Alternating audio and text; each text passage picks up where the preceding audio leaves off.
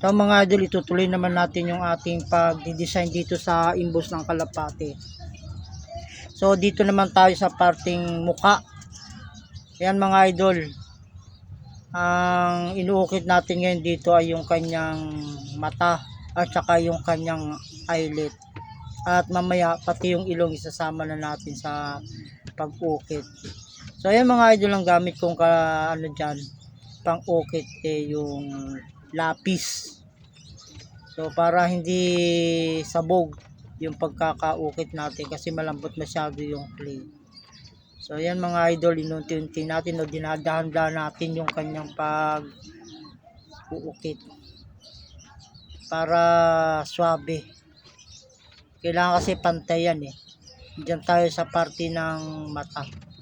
So ito dito mga idol, ayan naman yung pinaka-eyelid para umangat siya. Napangat na natin yung yung eyeball ng kalapate. Ayan.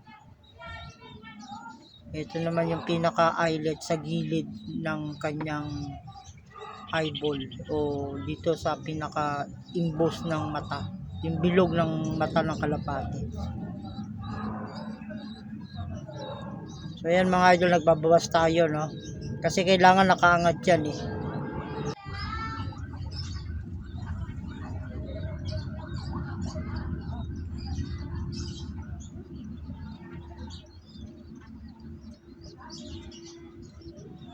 Kailangan saktong-sakto yung pagkakabawas natin. Hindi ganong masyadong mataas at hindi rin ganong mababa. Sakto lang. Kasi yung mata ng kalapate, medyo nakalabas siya, tsaka yung eyelid eh. Mas mataas yung eyelid kaysa dun sa mata, yung eyeball.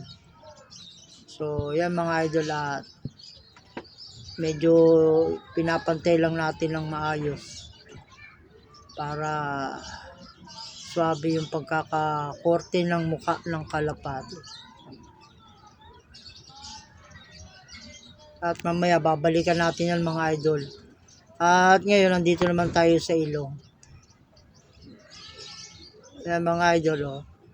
Pinangat ko yung ilong, binawasan ko yung pinakagilid ng ilong kasi yung ilong ng kalapate nakaangat yan ng konti para pag binuhusan natin to ng white cement o plaster mga idol, saktong-sakto yung hugis o yung pagkaka-mold niya. Yan mga idol oh. Binawasan natin ng konti yung pinaka parting sa ilong.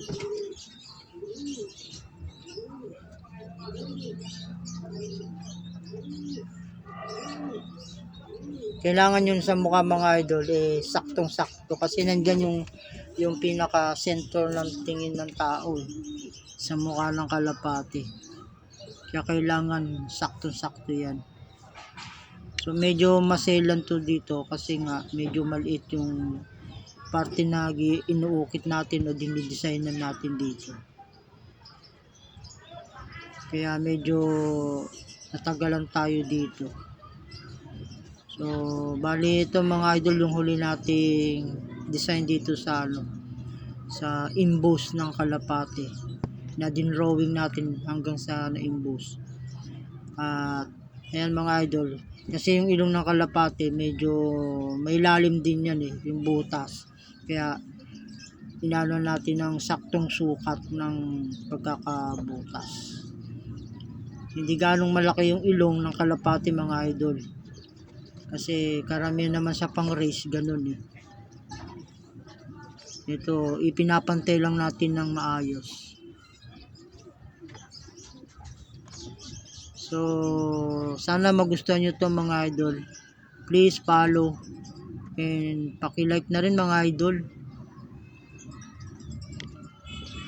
Para marami pa kayong video mapanood na ganito.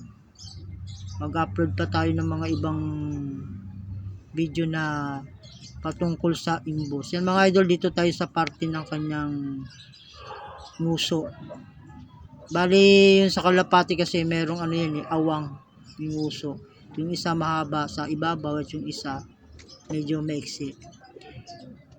Binakatan natin lang ng konti para talagang hawig na hawig sa kalapate.